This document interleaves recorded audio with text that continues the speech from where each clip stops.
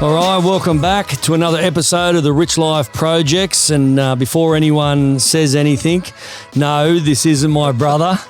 He's my brother from another mother, but hang on a minute. if we, the ball dome. So no, he's not my brother, but we're related in brothers from other mothers. And I just want to welcome one of the real, I suppose you could say to me, one of the icons of combat sport in Australia with commentating and being a real, the real linchpin for Australian Muay Thai in Australia that we've had over the years, and really done a lot for combat sports in Australia in general. And everyone knows him from the Fox Sports and stuff.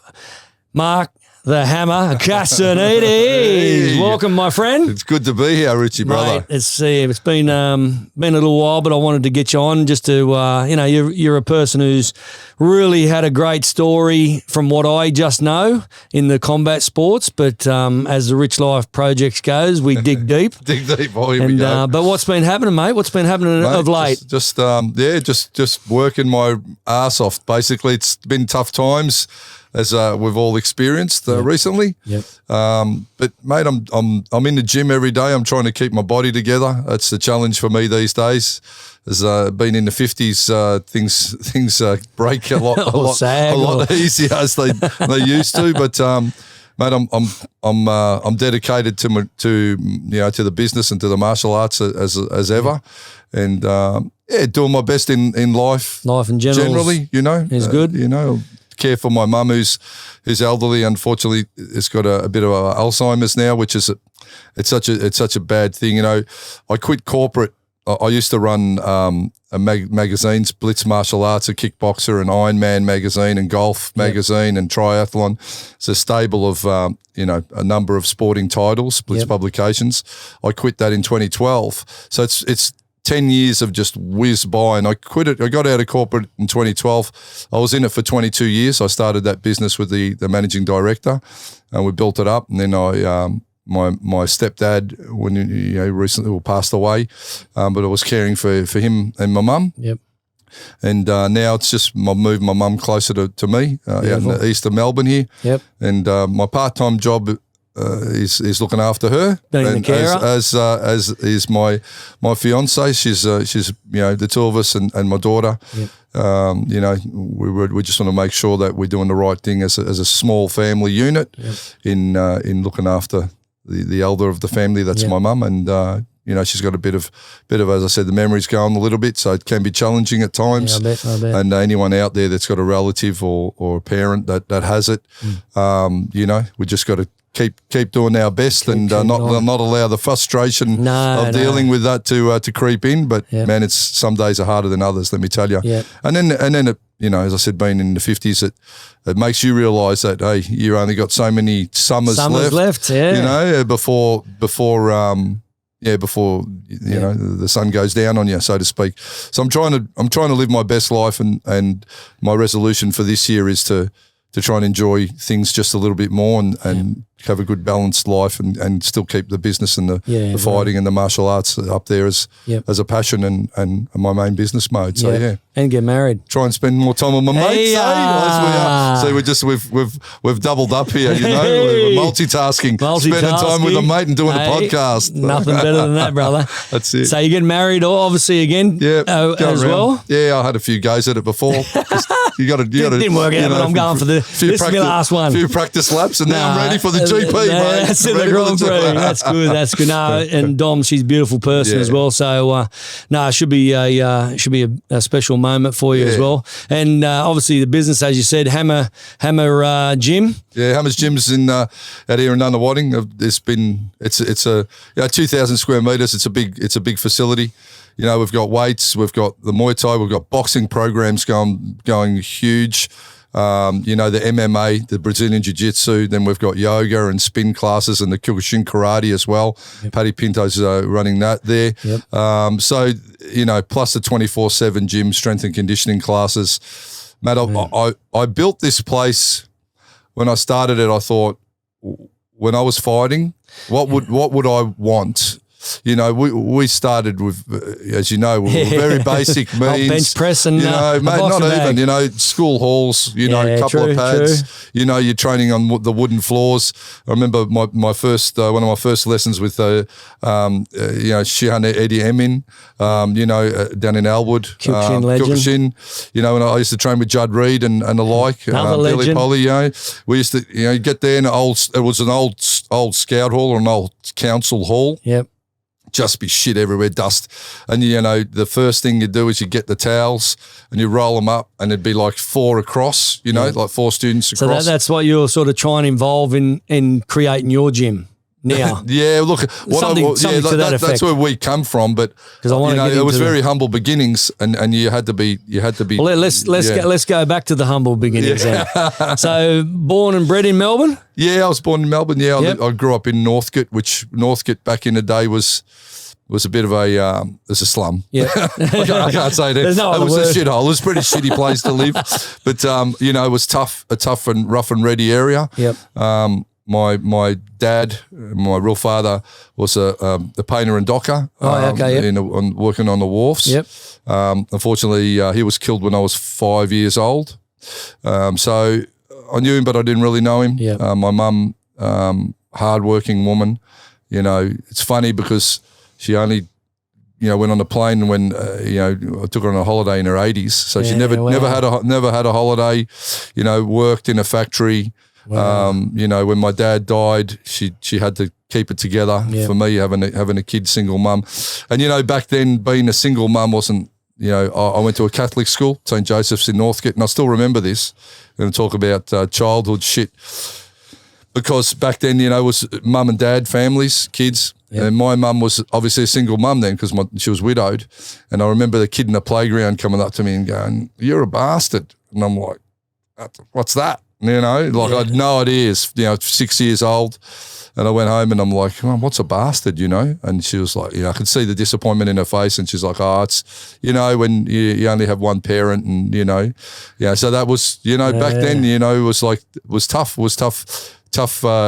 days to hear that. And you know, it was one of those things that sticks with you as a kid. You know, there's these moments in your life when you're a child and you remember certain things, and they might be traumatic or they may be great memories. Sure. That's one that stuck with me, and I'm like, if I grab that little prick that said that to me today, I'll pull his head off his shoulders. But but you know, so yeah, tough upbringing. Yeah. And then my mum remarried my stepdad when I was about 8 or 9, and he was a hard taskmaster. You know, he was ex-military, and he was a matador. He's a bullfighter back in the day.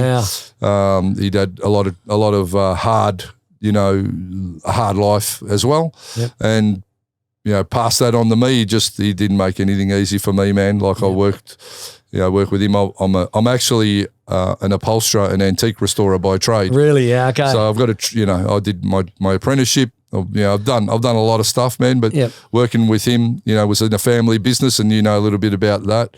12 hours a day, 6 days a week, and I had Sundays off, and that was to pick up the dog shit and mow the lawn and wash the cars. That was my life up until I was about 21, 22. Yep. And then I just busted out and you know did. And with your biological dad passing at 5. Yeah. When you were 5. Yeah. What sort of impact did that have on you? As in, obviously, with school called a bastard and so forth. But you know, like confidence, you know, did it have a major impact? Yeah, it had a major impact on me. Yeah, look, my mum tried her best. You know, she did. And working in factories, and again, you know, I went to school one day, and then I come home, and my dad didn't come home. Yeah. Okay. So it's like, what happens when you go to school? Your parents disappear. That was as a kid. That's in my mind. Yeah. So then I was a little bit of a challenge for my mum because she was working 2-3 jobs to try and keep us, you know, living. Yep. She'd drop me off at school, or I'd walk to school, whatever it was. Yep. And I'd go, no, I don't want to be here because I want to go and see my mum because I don't know if she'll come home. Yeah, so that was, you know, when you're a kid, you don't realise that you just have these behaviours. But now I look back and I'm like, you know, as I got older, I'm like, why was I so scared and why didn't I want to go to school? Yeah. And, you know, back when I was going to school, I went to St. Joseph's and the nuns were teachers, you know, okay. in primary school. Yep.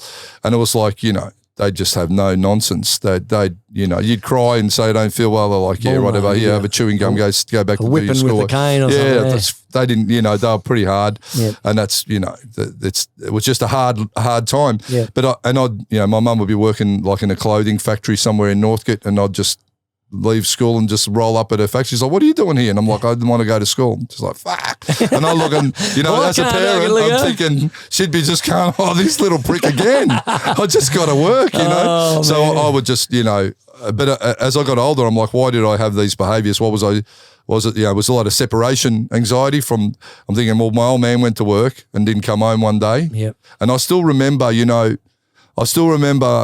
my mum opening the door, and there was a work safe ad that was on. Okay. And it used to be the mum would open the door, yep, and the kid was standing there with the mum, yep, and the coppers would go, I'm sorry, we got some bad news for you. And it was a thing about work safe, blah, blah, blah. Yeah. And that fucking ad was real triggering for me, because that's one thing I do remember from my childhood. I remember the coppers coming to the door and saying to my mum, you know, there's been an accident and your husband's, you know, been killed. And I remember my mum breaking down, and I remember then the neighbours coming over and fucking looking after me. And I'm like, man, like that was just like, that happened to me. It wasn't a fucking TV ad. No, that's what happened in my life. So I remember, and you got to think, my mum at the time was 35 years old. She was not, you know, my dad died when he was 35. That's young. Wow. That's young to die. Yeah. So that was when I turned 35, I'm like, man, I was still fighting. I was fit.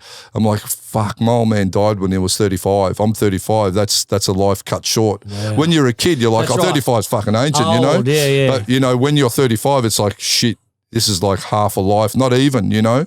When you're 50. So, yeah. So it's like, you know, that was my early years. And then, you know, as I said, you know, I respect and I'll do, you know, I try and make my mum's life easy now, because she had a hard life. Yep. She was widowed at 35.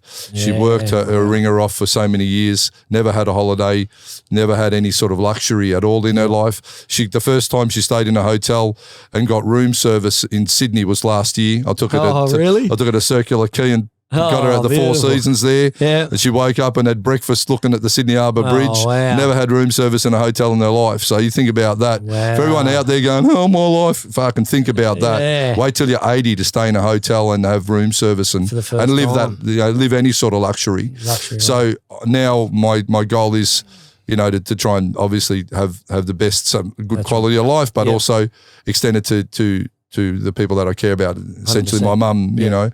Yep. So that's me today, man, like in honesty. So. And you've gone through that with your father passing and then your single mum. And how did you come about martial arts, kickboxing martial arts? What was the entry point into that? Because obviously you've been in the game for as long as I have, if not probably even a little bit longer. Yeah, I started really, my first martial art lesson was probably when I was 12 or 13. Yeah. And you know, I left primary school. I did, you know, St. Joseph's in Northcote, and I went to Northcote Tech.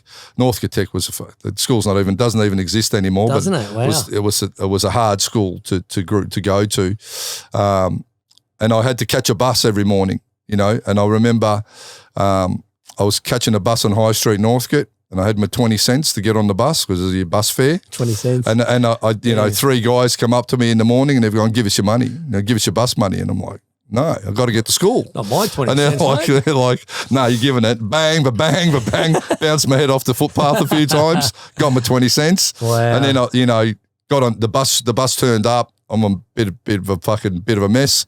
Bus driver said, just get on. I got to school. They went to school, went to the sick bay, yeah, like all that. Yeah, it's like, yeah, just, you know, give me a bit of a rest. But then a kid I grew up with, his name was Paul Griff. I remember we went from prep together to, you know, secondary school, and he found out about it, but his brother was like at the time, I think form, I don't know, you know, they used to be form 5 or whatever that is, year 10, year 11, 12, whatever. Yep. But they all trained a little bit of martial arts, his older brother and his mates. Okay.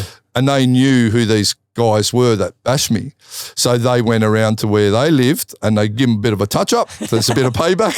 So they got involved because they're like, oh, this, here's my little brother's friend, blah, blah, blah. Yeah. And I'm like, how do they do that? I just got pummeled by these guys. How can you beat that? Yeah. And then it was like, oh, he does the kung fu, this, that, blah, blah, blah. So through that I suppose sparked my interest in what martial arts is.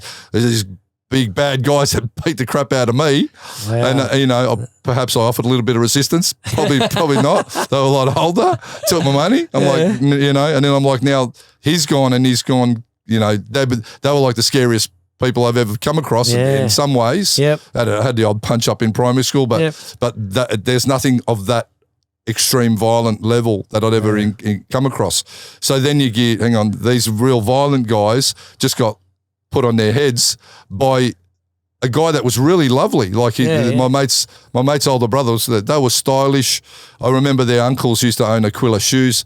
They had the Aquila shoes on at school. They're dressed, beautiful hair, they were those Italians, you know what I'm saying? They were the smooth Italians. And I'm like, they've gone and fucking pasted up these other guys. I'm like, I want to know how they did that. So that sparked my interest in martial arts. There was another kid that I went to school with. His old man was a judo instructor. So we started to do a little bit of judo, just playing around. And then after that, so that was my initiation to martial arts. Then, as I said, I had a hard upbringing. And my stepfather you learn a trade. I was quite a good footballer when I was a kid. I played for Richmond Little League, back when the Little League wasn't, a charity thing where any kid from any school got it. Yep. You had to go to training at Punt Road. You had to try and get into the team. They selected a team from the kids that turned up from training. And then, I played on, VFL Park when it was still around at Waverley. Yeah. I remember playing there against St Kilda. There's these memories so I was quite sort of bouncing around here, but I was not bad sportsman when I was a kid. Yeah. But then my the stepfather, he's like, that's all bullshit, learn a trade. You don't need to worry about sport, So I was taken out of anything to do with sport. I worked then in that family business I spoke about till I was 20, 21. Yeah. And then the first thing I did was join up at Elwood and Kyokushin. So it's over 30 years now of training pretty much every week of my life, or it's been in that zone. since my since 2021 till my 50s now. I've trained, man. It's been a part of my life, and I was lucky enough to work through a few opportunities. Blitz magazine, I was working various jobs, and I used to always have my martial art magazines. There was Australian Fighting Arts, AFA, and there was Blitz, and there was Fighter magazine from the UK, and that was what I'd read at lunchtime when I was at work. When I was a storeman, I was a forklift driver and a storeman for some years. I had a canvas bag that was hanging up in the back of the warehouse. I'd have my lunch and I'd go hit the bag, in my lunch break. Everyone thought I was fucking crazy, and I probably was back then. Had a few anger issues and stuff I needed to work out. Is that initially how you got into the fighting? Like, obviously you read magazines and then you're like, wow, I want to get in and test myself? Or well, it was through the Kyokushin, and it was funny because I was talking to Judd. It's funny how life goes around. Judd Reed was probably 16 or so when I started training with him. He was a phenom back then, man. He was fighting adult men, black belts, and just toweling them up. Right. Kid is special, Yeah, I remember. And now we work together on certain things now, and I'm blessed to sort of reconnect with him and a few guys from that era. But Kyokushin, when I started, I got the books to still in my office. When I was working for the old man, there was a second-hand bookshop near our shop, and I just walked in and I was buying books. I bought a book called Vital Karate, and it was a book by Masoyama, and it was Kyokushin. And I just used to train myself because I knew from being primary school or early secondary school years that I loved the martial arts thing. So I'd buy books on it, and this particular book was like my Bible. So I'd look at the striking and the stances and do the push-ups and stuff like that in my room or at work, and then as I said, when I left and I moved on to other things, I was at Bennettswood Gym. It's a gym out in the east, and there was a room off to the side of this gym, and they did karate lessons there. Okay. And there was a karate instructor there called Wada Sensei. Wada was from Japan. So he was an uchideshi from Japan that got sent to Australia And to the teach. Ushidoshi is the Live-in students student, that live in the yeah. dojo and they train, I think it's like 6 hours a day. They Judd train Reed every done day, it. yeah. So it's And I remember him telling me on the podcast that he was like 6 hours a day. Yeah, 6 hours a day. And when the Kohai come, you start as I said, the hierarchical system is you start at the bottom. Yep. And Judd he told me, you're in your bunk bed, and if a higher rank comes in, you got to stand up out of your bed and acknowledge them. Yep. You can't lie there when they walk past you. It's like it's a real discipline. It's like military shit. Yeah, definitely. Anyway, so what it was there. I seen this phenomenal dude like stretching his leg up in the door jam, like he like was, a Van Damme. He was fucking vertical, man. His leg was up in here, and I'm like, look at that. I went and spoke to them, and they referred me on to the Kyokushin club in Elwood. I started training there, and then it was a natural progression, that you go, oh, there's a tournament, so everyone would compete, but you got to think, and it's funny. I look back at it now with all the health and safety and this and that and everyone complaining about everything. I'm like, man, it was like no gloves. I didn't know what a fucking shin guard was. When I got shown a shin guard, I'm like, oh, that would have been handy fucking 5 years ago. Yeah. So, no shin guards, no gloves, and you just get in and start throwing them and just, show respect, show discipline and try and implement what you were just taught. Yeah. So it was a natural progression then to go, okay, well now we spar each other in the gym. Now, the ultimate test is to spar someone you don't know. That's right. That is in competition with you. Yep. And it's not about fighting anyone and beating up on anyone. No. Martial arts and fighting for me is about matching your skills with someone of an equal or better skill level. That's right. To gauge where you're at. How much does that not happen these Not days? only in physically, but mentally. And that was the thing, you're fighting someone and you just got to see how good you are or not. 100%. So 100%. that was so that's how I got into competition through the Kyokushin initially. Yep. And then busted up my hands. Obviously, bust up your hands, but you become like cruiserweight WKA cruiserweight champion. Yep. And back in the day, WKA was like the biggest. That was the thing, man. That was before WMC, before ISKA, all that in Australia. And June who used to run the WK? June Chan was from Sydney. Yeah, It was Chanchak Faye's missus. That's right. But June Chan was one of the heads. But WKA was huge. That was massive. Bob Jones was a big. Man, I that trained, was an icon name, Bob Jones. So I trained under the Bob Jones Corporation. Yep. I was lucky enough to train at the house that Bob had in Heidelberg, which is the headquarters there. I did a couple of sessions there, trained a little bit with, and Bob was at a time a bit of a mentor for me too. Yep. So I left Kyokushin.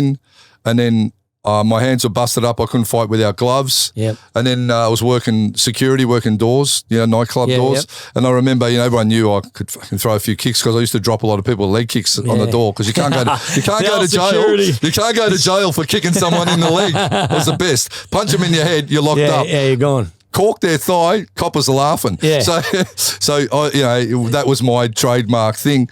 And then a kid came up to me at the club and he goes, "Hey, you reckon you're all right?" He goes, "Go in this." And he handed me a flyer for a BJC tournament. Yeah. And I remember it was at Preston Town Hall. Oh, and and I rolled up there and I'm like, "Fuck, I'll give that a go. I reckon I'll have a crack." So I rolled up and there was guys like, Craig Larson and all that down there, Scrooge Madigan. These are old school,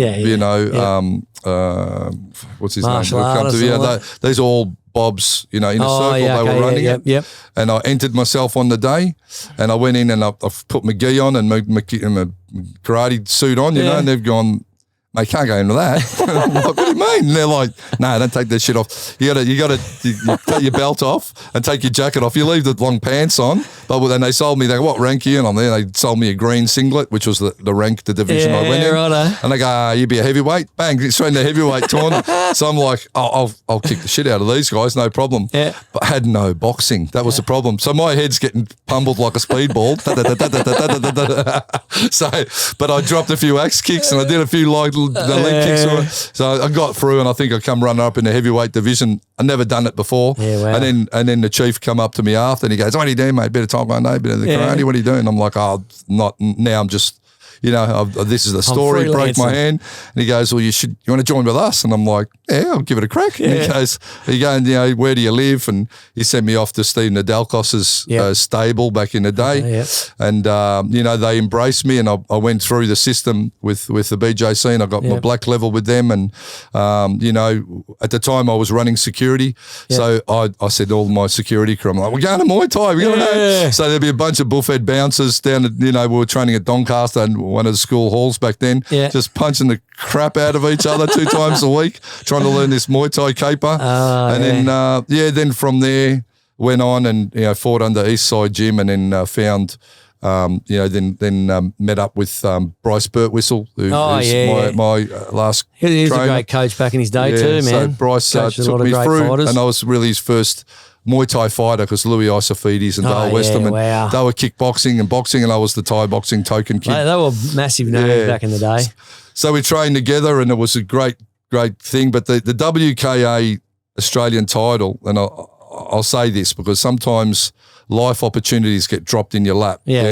So at the time, I was with a girl, got her pregnant, stopped training because she was going to have a kid, and I was focusing on just, it was like October, November, so it was like the end of the year, and I'm like, no, I'll focus on making a few dollars. I work security and work my day job.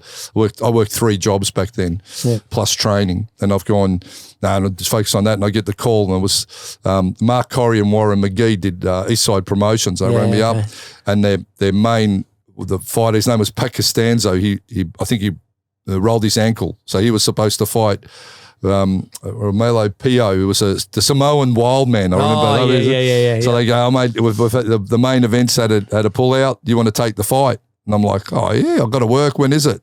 They go, it's Saturday night, whatever. And I'm like, what are you going to give me? I go, I get paid $300 for the night. Give me $300 and I'll fight. So they've gone, yeah, fuck, sweet. They got a good deal, those guys. Yeah, I was going to say, they got like 2,000 and you got 300. No, man, no one was getting that money back then. I'm like, shit, I'll jump in. Yeah. But it's at that point, I got offered to fight on the Wednesday, and I was fighting on the Saturday, and I'd stopped training. Yeah. I'm like, you know what? Everyone's written me off here. No one thinks I've got a chance to beat this Samoan who's been prepping for this fight for months. I'm like, fuck, I'm having a crack. Yeah. And I remember thinking, I'll probably never get, because I went straight from, just being a contender, and usually go Victorian title, Australian title. Yeah. I skipped the Victorian thing. Fuck, no, go straight to Australian title, have a crack. They're thinking I'm going to get flogged. I'm like, I got other ideas. So, got offered that opportunity. But I remember, Bryce at the time, and I remember in my mind thinking, you know what? My daughter's going to be born. Who knows when my life will go. I want to have something that I can say, hey, your dad did this, your dad was this guy, Yeah.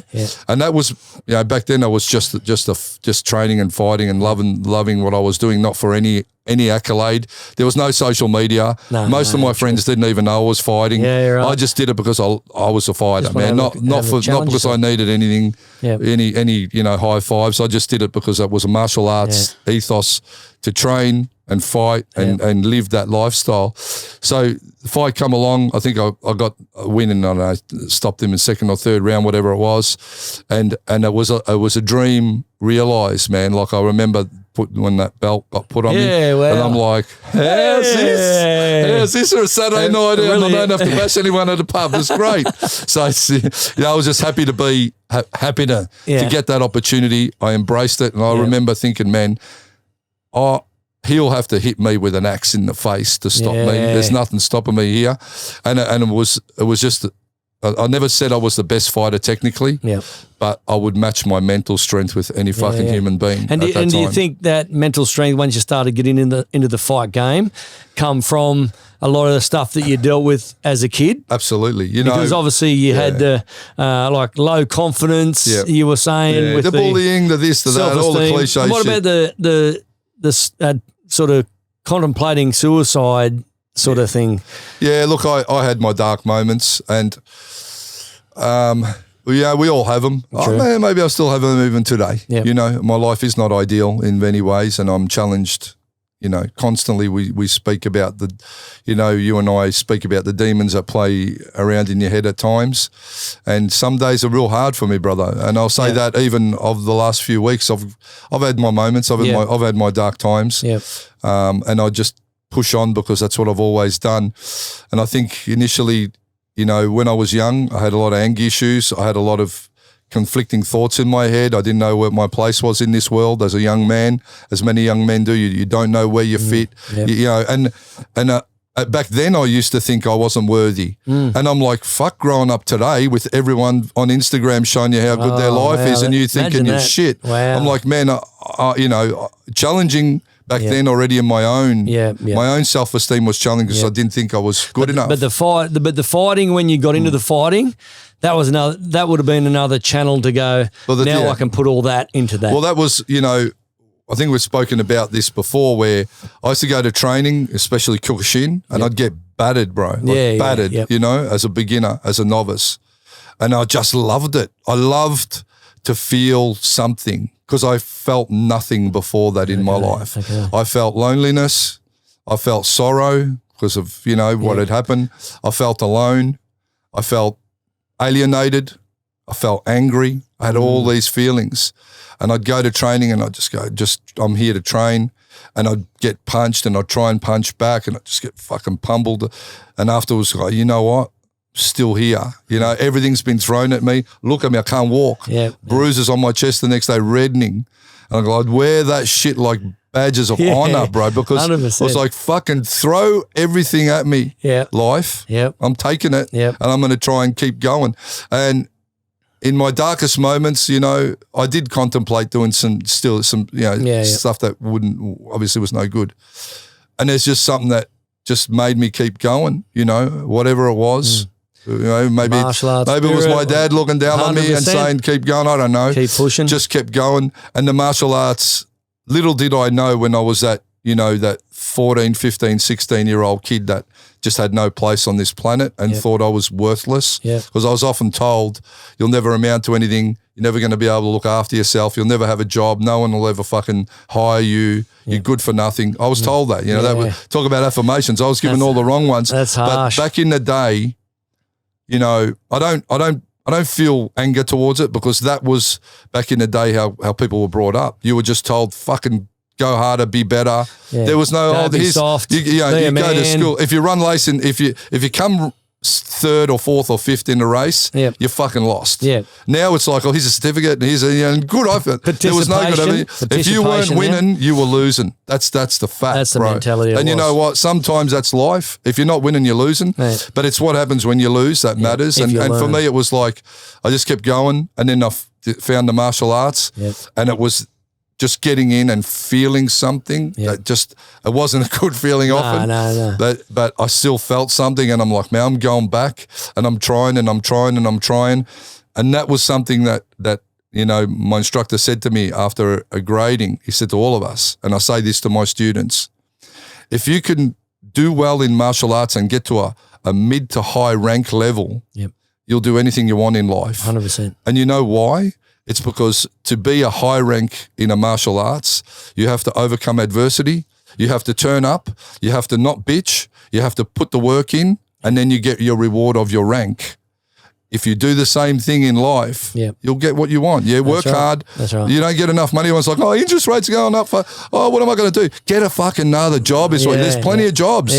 So you don't have enough money? I didn't, you know, I fucking had loans when the interest rates were 10 to 20%. Tell me about 3% and complain. Fucking shut up. Wow. Go and work, you know? So I get it. It's challenging. But you know what? Everything's challenging in this world if you let it be. Definitely. And if you want more, you got to do more. You know, if you want to pay your bills and you want to get ahead, well, you have to, if you want to be above average financially, well, then you have to do more than be above average financially. Right. If you work one job, you're only going to get paid one wage. You work 3 jobs, you get 3 wages. Hang on a minute. Hang on. I'm getting triple what old mate next door's earning.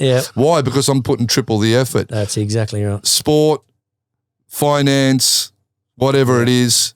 Do more, get more. That's life. Yeah, no, definitely. I definitely agree with you. That's why I do less these days. I got no money, but money, but happy just doing nothing. You've done your time, mate. I'll just talk about that pool business you had. True that. But so when you've gone through your fight, and then once you've gone through your fighting career, then obviously, when did the commentating and the promotion start? Okay. So how did it come about for combat sports, to be put on Australian TV. How? I'll tell you how. I'll tell you the story of how it came about. So going back to when cable TV first started in Australia. First, it was only Channel 9, 10, ABC. That's right. Then cable TV started. There was before Fox Sports, there was Galaxy TV, it was called. Really? Well, I don't know. Galaxy TV then commissioned Bill Morty, and Fox Sports then come along and commissioned Bill Morty to do the boxing promotions, because boxing used to be on Channel 7, TV ringside, going back in the day. So then these networks, these cable networks have come on and they've gone, hey, we're going to get some boxing on. No one could watch boxing on TV. So it was a revolutionary thing to have boxing on. So Bill Morty got a contract, sort of like No Limit have a contract now with Fox Sports. Right. Sort of done full circle almost. Full circle, yeah. So, and Bill Morty was running shows, but he was getting good money from Fox Sports. So he didn't care about crowd. He'd be having a beer, show's running, everyone's watching it, but the stadiums would be empty. Yeah. So then it started to get competitive, and Fox, Sports wanted to get more combat sports on. And Dave Hedgecock was approached, because Dave was good mates with Bill Morty. So Bill Morty was told, we want to find more stuff like what you're doing. And Dave Hedgecock was the first privy to it. And Dave rang me and he goes, mate, there's this fucking TV, they want to put kickboxing maybe on. He goes, I don't know anyone else that could put it together. He goes, you're the bloke that I reckon can do this. Yeah, okay. Because they didn't want to work with someone that was going to be selfish and hold it all to themselves. Yep. And I was like, man, wasn't about me. It was about, hey, this is an opportunity to get what I think is the best fucking sport in the world on TV, which was kickboxing and Thai boxing back then. Yeah. So I'm like, I grabbed it with both hands. I did all my homework. I was graced, made the calls, was given a meeting with the head of acquisitions at Fox Sports at the time. A gentleman, I think his name was Craig Dobbs. I think it was Dobbsy at the time that I spoke to. I had to go in and do a presentation, and I went up with the other guy in the company that was with. I got all the statistics. And martial arts is generally in the top 10 sporting recreations practiced by the Australian public. Yeah, okay. So you've got golf, you've got netball, you've got soccer. Yep. Go down that list. There it is, martial arts. I went in on the preface of, here's a sport that is practiced widely. Now, kickboxing in itself isn't, but martial arts was kicking and punching. A lot of people can relate to that. So when I was fighting kickboxing, it was kung fu guys fighting karate guys, whatever. Yep. So we're all in the same elk. So I went in, did this presentation, and I said, just give me a chance. Give me a chance, film a show or two, put it on, and you'll see the ratings. And I'm going, fuck, I hope someone watches it. So we went in, and the first show we did, I was sent out to, and at the time I was working with Michael Chiavello. After doing that, and I said to Michael, "Let's go, combo, let's go, let's fucking." So we got sent to a show, and it was in Preston. They sent out one camera, I think 1 or 2 cameras only, which is pretty low production values, and they give us one microphone. So we're commentating doing these ones. Pass a microphone. we're both holding this microphone, just fucking commentating. But we made it work, man. We're like, you know what? Whatever. Let's just make it work. That show got on, did all right. They liked it. It was exciting. And then they said, hey, who else? And that's when I started to broker deals with various promoters, including yourself when you were doing the shows on the Sunshine Coast, the Detonation, the likes of Sanchai and the legends that you had on those shows. And then, Evolution with Nugget and Josh and, Ethan Shep and these are Fury and the shows in Perth and then the shows in Melbourne. We did a few here. It was good and bad. I was the conduit between the promoter and the network, and I was, basically quality control. Plus I was running the magazine. So the idea was back then, obviously this is how old I am. There was no social media. So you wanted to know about fight sports, you bought a magazine. That's right. And then, that was when the internet was sort of kicking off and the website started and there was Sports Blitz, which was a sporting forum. So we had the IK forum, International Kickboxer Forum was where everyone jumped on and just had a crack at each other. You'd have a topic like, Zambitis versus Par, and then everyone would just have a crack, I forgot about those days, man. We started the forum. So my idea was to couple all the mediums together. Magazine, boom, the stories, the covers, who's on the cover, Wayne Parr, whoever, Sam Greco. Then what's about it? Oh, they're fighting here. So that'll go on the sports, but people are talking about it. He's going to smash him. No, he's not. You're a dickhead. No, you're not. Blah, blah, blah. So we'd start off the hype. We'd start the story. We'd start the hype.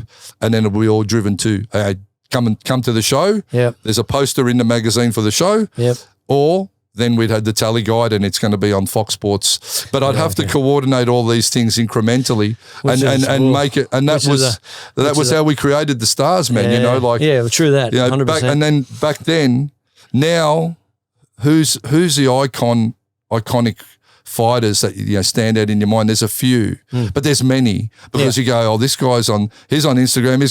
He's got 200,000 followers, and who is he? But he's got 50,000. That's right. But back then it was like if you made the cover of a magazine or you got a feature story on you, you were credible. That's a big deal. And the guys that no disrespect, if you weren't of the ilk of being worthy of getting that exposure, like you get in the paper, well, then you didn't, and then you just got to work to get into the magazines and get onto TV. Yeah, so that's how it all come about, and I'm proud to be a part of that from day one. Yeah. And you and Chiavello through those TV commentating days became pretty much Fox Sports commentator icons in Australian combat sports, because everywhere you went, people go, oh, that's, Castagnini's, that's Mike Chiavello.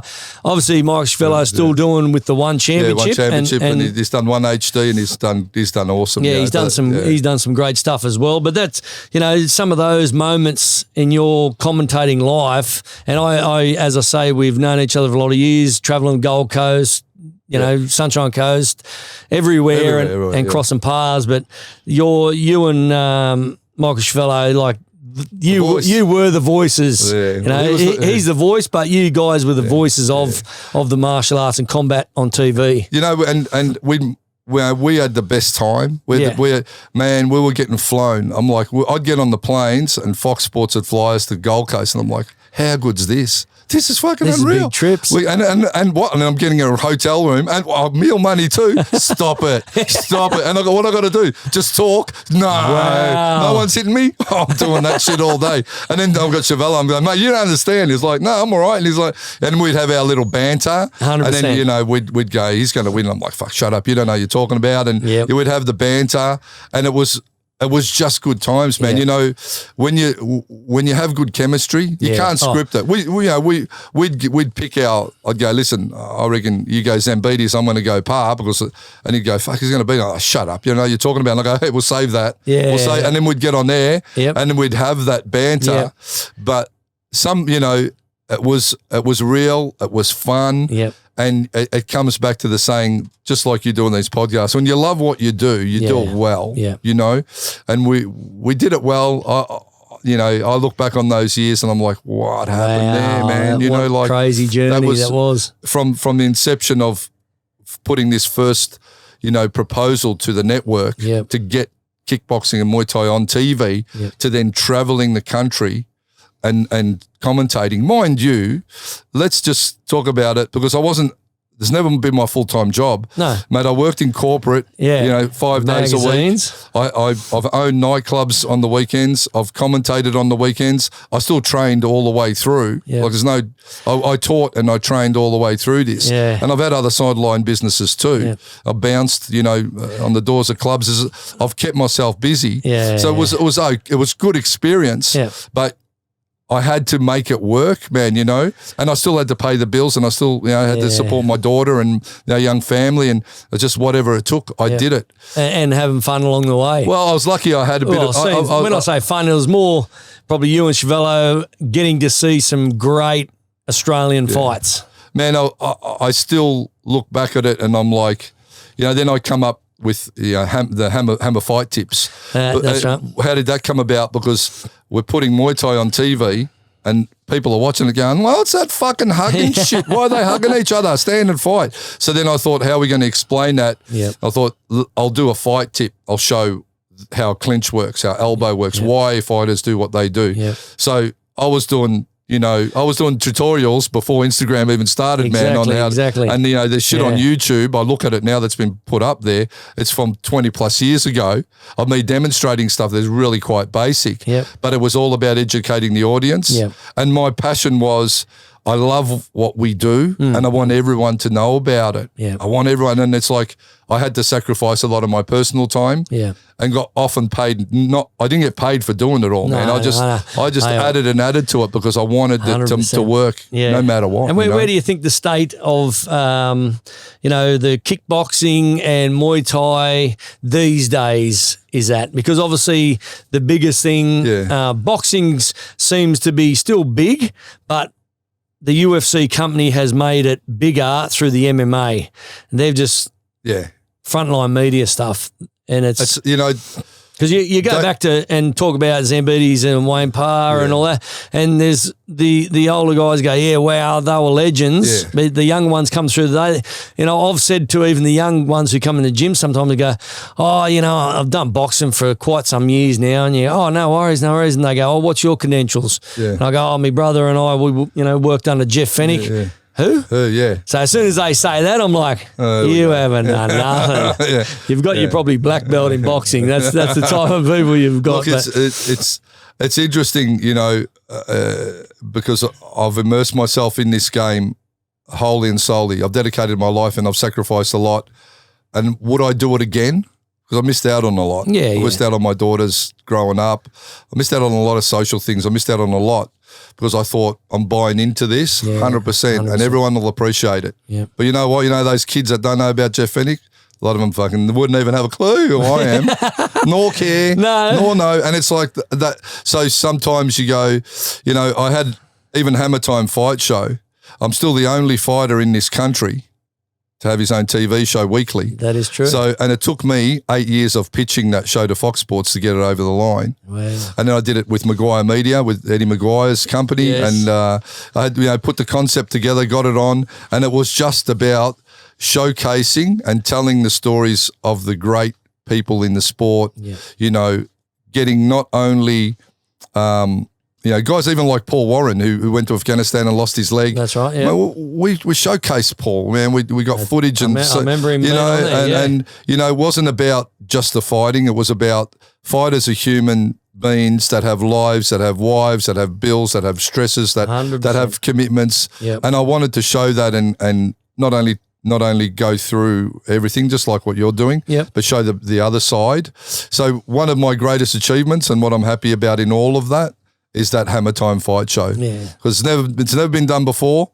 I don't know if it'll ever be done again, you know, but you're talking about the UFC. What killed it? UFC. Because all the budget then got sucked into the UFC. And I remember Dana White saying, and at the time it was like, this guy, what is he talking about? And he goes, UFC is going to become a mainstream sport around the world, just like, you know, the NFL, just like basketball. He goes, we're going to be up with that. And at the time, everyone's like, this guy, what is he talking about? Tripping out. But no, look at how it went. The Fertitas bought in, big money got involved. And I know now, you know, other promotions are trying to do the same. But just like the NFL or the AFL, there's only one. The others are always going to be as much as they don't want to hear it. You're going to be the poor second cousin. That's right. And then you come down the trap to the local shows. Going back to your question, where do I see it going? I think MMA I remember being in the car with Marshall Zanelzik, who was one of the main guys at UFC some time back, when they come to Melbourne, and I was driving him around, showing him arenas where the UFC could be held. And I was talking to Marshall, such a good guy, such a champion bloke.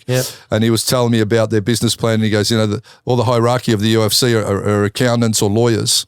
So they had to overcome all the legislative challenges, and then they had to get a good business model.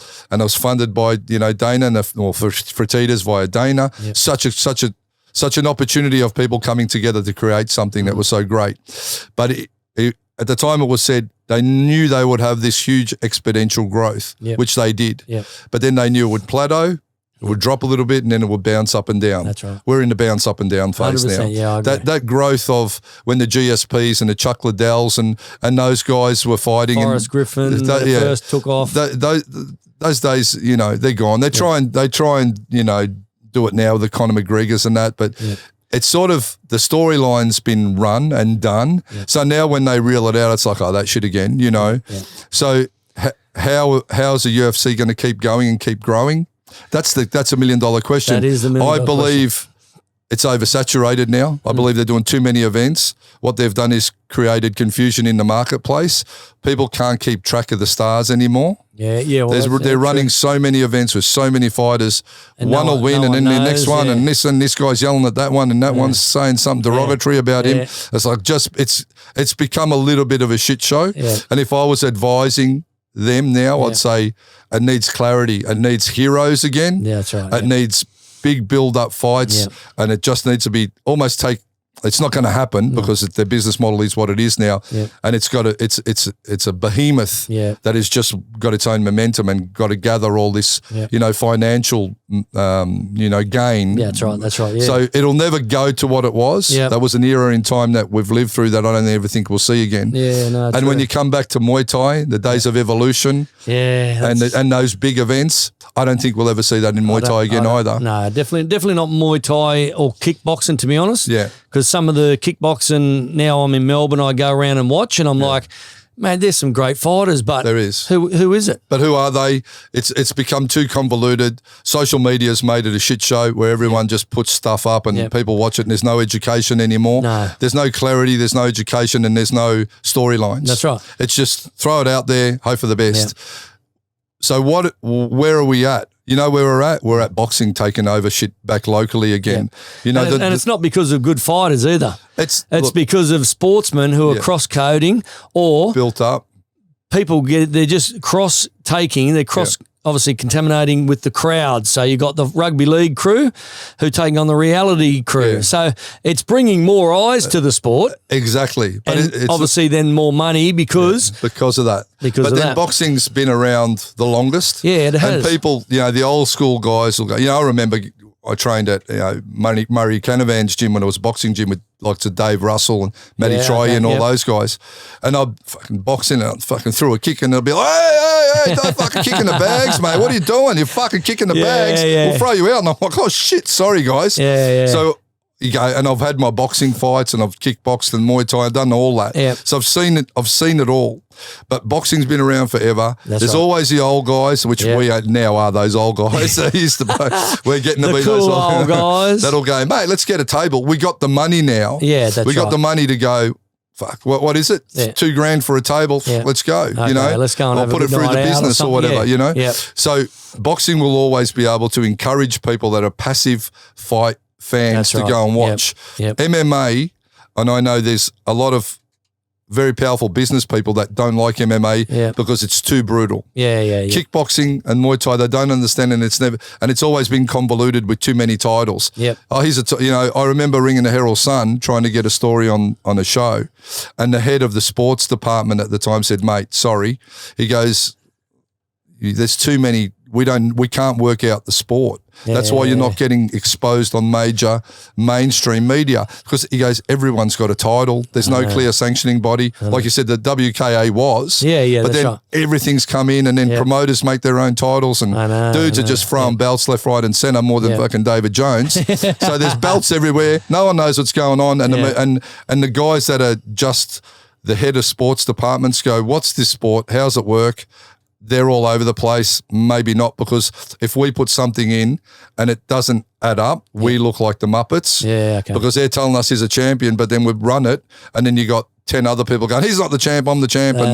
So they'd rather avoid it. So boxing is now on a linear progression forward, and they've limited down all the hoo-ha, and they're just trying to bring people back on track and have a more palatable sport. And, you know, I'll call it now, Tim Tszyu and Zarafa will fight this year. You know why? Because they're going to be the Danny Green and Mundeem of this era. That's going to be the story build-up. That's right. So, and I think what Tim Tszyu's crew are doing is good for Tim and the sport.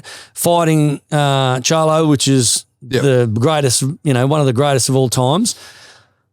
I can see Tim doing well, but I can't see Tim winning. So what do you do after that? You bring her back to Australia and you go, okay, now let's get that fight that everyone wanted to see, Zerafa and Tim Tszyu. I think that's what will then go, okay, now we'll just make bank on. This is the biggest grudge match in Australia. Be a big pay-per-view, main event. Everyone, I'll watch it. Everyone's going to watch it. And I know, obviously, Michael Zerafa and Tim Tszyu, and I'm like, man, it's a good fight. Mate, it is a good fight. I don't care what anyone says. The first time was a shit show.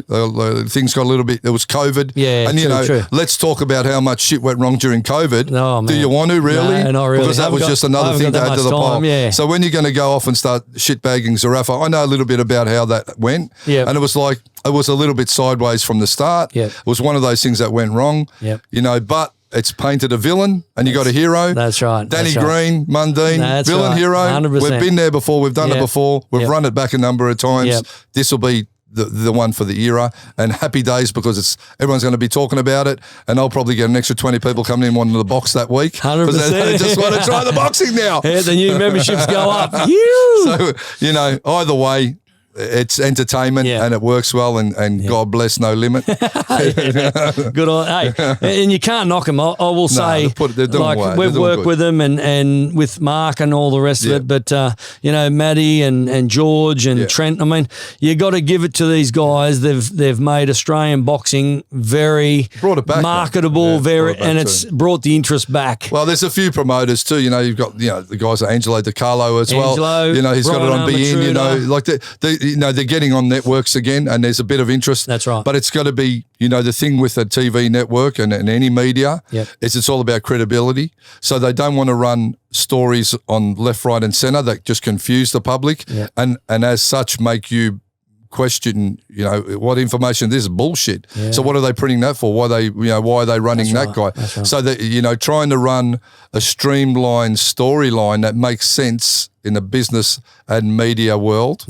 That's where it's at. And then a lot of people don't realise that, like, I should get on and they should do this. I'm like, man, live my life. And it's been my life. This is, let's face it, this has been my life. It's 30 years apprenticeship. I understand so that. people want to argue why they should do this. And I'm like, as you get older, you sit there and you just listen and you go, and you agree. What you do. You just nod, and then if you don't really care, you don't even say anything. And that's pretty much where I'm at. But the boys, they're doing great things for boxing, and Tim and Nikita, those two, obviously coming from Costa Tszyu as well, but they're really forging their own names in the game of boxing. Absolutely. So because everyone loved Costa as well, and Phoenix and the Hardings, and so now these are the new eras of Australian boxing coming through. You need storylines. So people are interested. It's just one of those things, and I say, hey, hats off, man. They're the best promoters in Australia going at the moment. So it goes back to what I said with the UFC.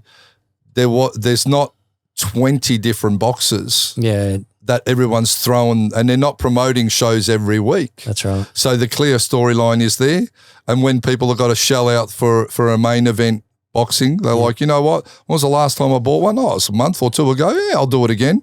Not this Sunday, next Sunday, the Sunday after, and there's one on Wednesday, and then there's that, and then online's trying to fleece you for a few bucks as well. Hello, all my money's gone. 100%. It's coming down to just being clarity. So when we talk about what our passion is, and we've spoken about this before, as a fighter, you'll have a short shelf life. As a martial artist, you go on forever. A lifetime. So I've chosen I'm still in the sport side of it, but it's my lifetime pursuit of being a martial artist and training and practicing and trying to perfect my technique. Even today, that is my challenge. Definitely. And for fighters that look to get in and get a title and make big money and all of that, sorry to pop your bubble, but you got to do it because you love it. And then don't look at it as, I'm going to be a hero for a day, because there's plenty of them around. No one cares anyway. No, definitely so right. take it on as a lifestyle and lifetime love that you dedicate yourself to, and you do as your own. I use my training as you do as active meditation. It's a 1 hour a day where I'm forced to stop thinking about everything, my problems, my bills, my this, my that. Because if I start thinking about that, I'm getting punched in the face by someone, or I don't perfect what I'm trying to do. That's right. So active meditation, Your troubles are there when you start training. They're going to be there when you finish. That's right. Just when you finish, you'll come at them with a fresher mind. That's right. And maybe a different approach that enables you to work out the puzzle, which is going back to, to our childhoods. 100%. We started because we were problem children, so to speak. Yep. We had issues. We had demons. Yep. And the training helped us to work our way through those demons and give us that reprieve from the stress that was our life 100%. or the trauma that we've had. Agreed. So you're getting to it. You've come from where you've come from. You've fought as a fighter. You've coached and you've done the martial arts. You've done the Blitz magazines, International Kickboxing magazine, promotions, TV commentating, TV shows. You've done every single thing, and you're up to a stage in your life now. Yeah. If I was to say, Mark, the Hammer Castagnini's, what is your rich life look like these days? Where are you at now, and what's sort of looking for the future? Yeah, mate, if I can be honest with you. Well, that's what I'm here for. Yeah. I don't know, man. Yeah. Like I still try and be successful. I try and be a good person, or the best person I can be. But as I said earlier, I've had my dark moments even to this day. You know, I struggle with, you know, just trying to be the best I can be. And, you know, I was looking at, you know, some information about, you know, people that strive for perfection are never going to be, they're eternally depressed because you're always striving for something that is not possible. Yeah, that's right. And I may be that, a little bit of that in me, where I'm like, I want to be better. I want to look better. I want to feel better. You know, why am I aging? You know, I'm fighting a fight that I can't win, brother, you know, honestly. No, I get it. I know, you know, I take my hat off to you because I look at your training online. I look at the shit you do. I'm like, man, I admire you. I'll say that. I'm not taking the piss. I'm actually saying that from the heart. Bro, I appreciate that. And I wish, you know, my business and my responsibilities are such that I have to do what I have to do to be it's to the detriment of myself because I can't then train and I can't invest in myself.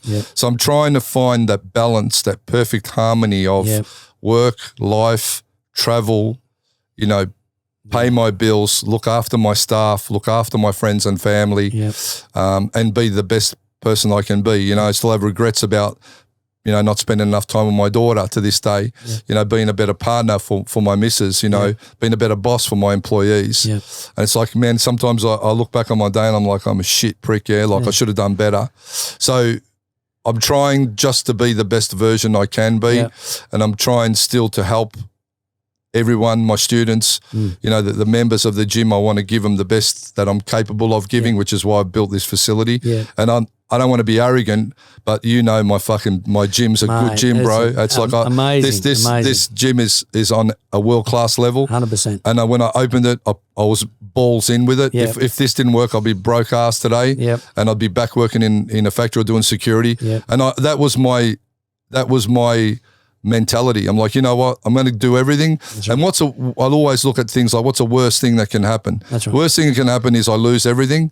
And then what do? I go back and work on the doors like I used to, and I'll dig ditches. I got plenty of mates that are builders. I'm an awesome builder's labourer. You know, I'll do that. I'm not too proud to do fucking anything. But you know what it's like to live on the poverty line anyway.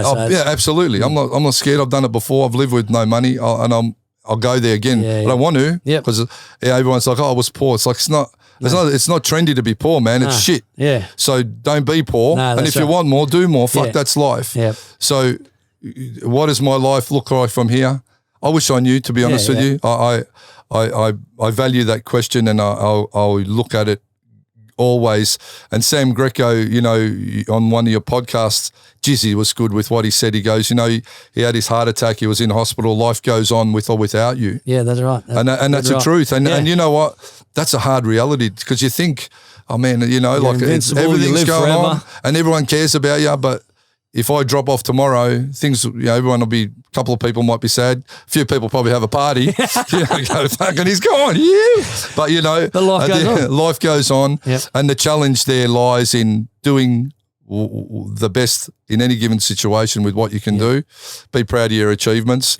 And I really love, you know, when we spoke about, you know, about your chain of happiness and the links, man, like I get so much out of our conversations, and it's, I suppose, having someone to talk to in the times when you're not you're not feeling it is a big thing. And I've got a lot of people around me, but sometimes I don't have too many people to talk to. And the reason I don't is because I don't want to be that guy that's always whinging too. So I keep it to myself. The more you keep it to yourself, the harder it gets. So the old rich life ain't no rich. That's for sure, bro. So I'm just going to try and fucking be better and push on and you know, surround yourself with the best people and, you know, do the best I can. I look back on what I've done and I'm proud of what I've done. 100%. I absolutely am. I think, you know, I think a lot of people have enjoyed it and that makes me happy. 100%. They've loved it. If I had to look back again, I'd probably do it with a bit more balance. That's it. But it is what it is. You get one crack at it, and I've given it. I've given it a fucking hell of a crack, and I'll do it all again. You know, 100%. And as I say, you know, we've been friends for a lot of years, but I have admired you, been involved in the combat sport in Australia, being one of the icons of combat sport commentary, being, you know, called my father for so many years. Like I'm not that much older than you, dude. I know. I look like more shit. More my brother than, but no, just our friendship wise, keeping it real with each other. I've really admired you for that many years. Even when Queensland and New South Wales, you've always given us time, my brother and I. Always. But you know, for the Rich Life projects, I just really appreciate your time. I appreciate you giving me the time. And if anyone sat from the start to finish and listened to all of this, you are the best, and we love you. But thank you guys, and Richie, love you, bro. Thank you very much. You too, bro. Thank you, mate.